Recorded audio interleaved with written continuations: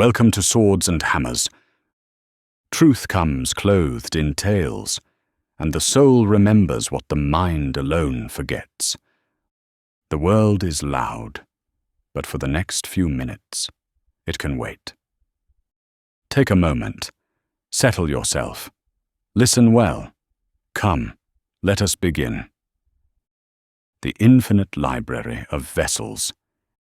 In a city whose name has been deliberately forgotten, there stands a library that extends not outward, but inward. Brother Cedric discovered it by accident. He had been walking the same street for 35 years, passing the same weathered door daily on his way to prayer. But this evening, the door stood open. Beyond it stretched not a building, but a descent. Stone steps spiraling down into what appeared to be infinite galleries. The walls were lined with vessels. Not books, vessels. Vessels of gold and silver, wood and clay, each one labeled with a name. "You've finally noticed," said a voice behind him. Cedric turned to find an elderly man in simple robes, the librarian, though Cedric did not yet know to call him that.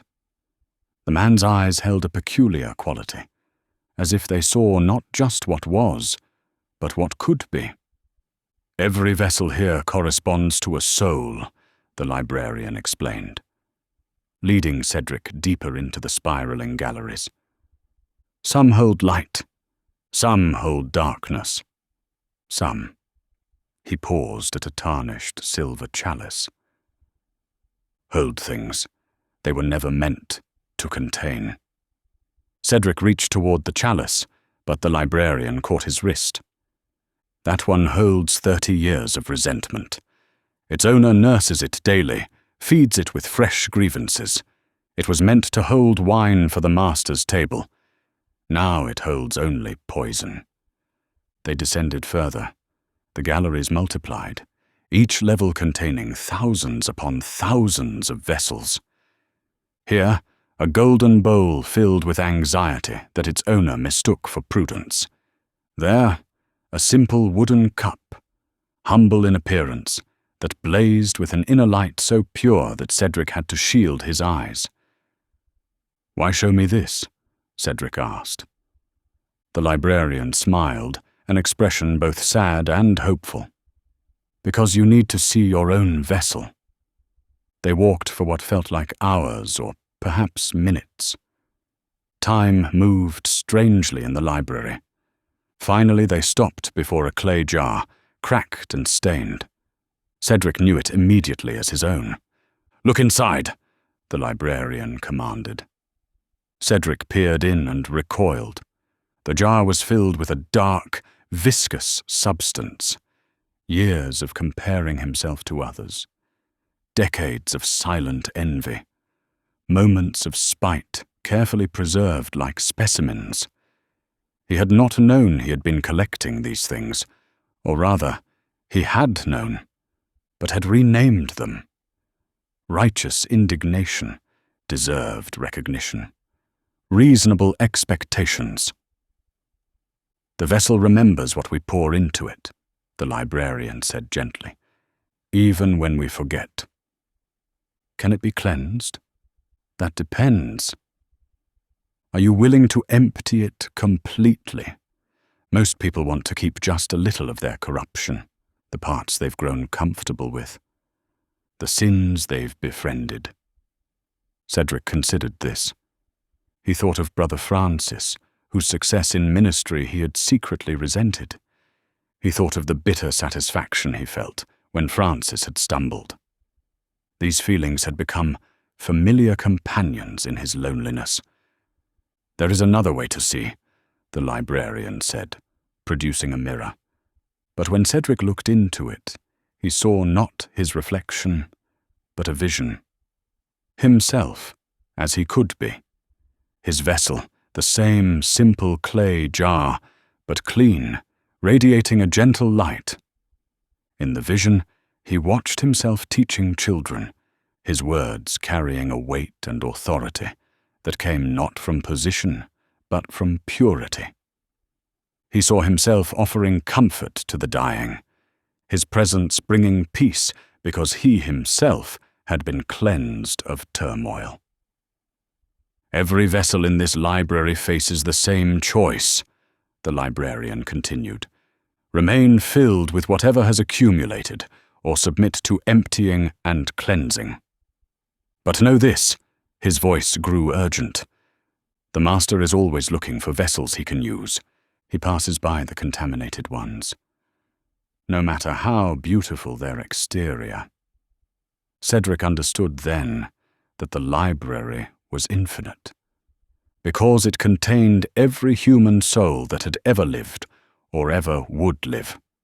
Each vessel told a story, not of what it was made of, but what it had chosen to hold. "How do I empty mine?" he asked. The librarian led him to a chamber Cedric had not noticed before. In its center stood a fountain, but the water flowed upward, defying comprehension. "Immerse your vessel," the librarian instructed. "But be warned. The cleansing water reveals everything. Every secret poison, every hidden corruption will become visible as it washes away. Many find the revelation unbearable and snatch their vessels back, preferring familiar defilement to the terror of transparency, taking his clay jar, his very self." Cedric, without hesitation, plunged it into the impossible fountain. The water turned black instantly, then brown, then grey, as years upon years of accumulated spiritual debris poured out. He saw it all, every petty jealousy, every nursed wound, every moment he had chosen resentment over forgiveness. The shame was almost unbearable. But then, something else. As the darkness drained away, light began to fill the vessel. Not a light he had generated, but one that seemed eager to inhabit any space made clean for it. His simple clay jar began to glow with purpose. "Now you are useful," the librarian said. And for the first time, Cedric realized the librarian's voice carried an authority that suggested he was more than a mere keeper of vessels. A vessel for honor, sanctified and useful for the Master, prepared for every good work. Later, when he emerged from the library, the sun was rising. Had he been gone all night? Or had years passed, or no time at all? He could not say. But he knew he was different. The vessel of his soul had been emptied of its corruption and filled with something infinitely more valuable. In the days that followed, people noticed the change. His words carried new weight. His presence brought peace. He found himself being used, truly used, for purposes that mattered. The Master, it seemed, had been waiting all along, for a vessel clean enough to pour his purposes through. But Cedric also knew the cleansing was not a single event. Each day, he felt the pull to collect new resentments, to fill his vessel again with familiar poisons. Each day, he had to choose. Would he guard his vessel's purity, or would he allow it to become contaminated again? The door to the library remained visible to him now, always there, always open. A reminder that somewhere in those infinite galleries, his vessel sat among countless others. Some were choosing honor. Some were choosing corruption. The Master was still searching, always searching for vessels he could use.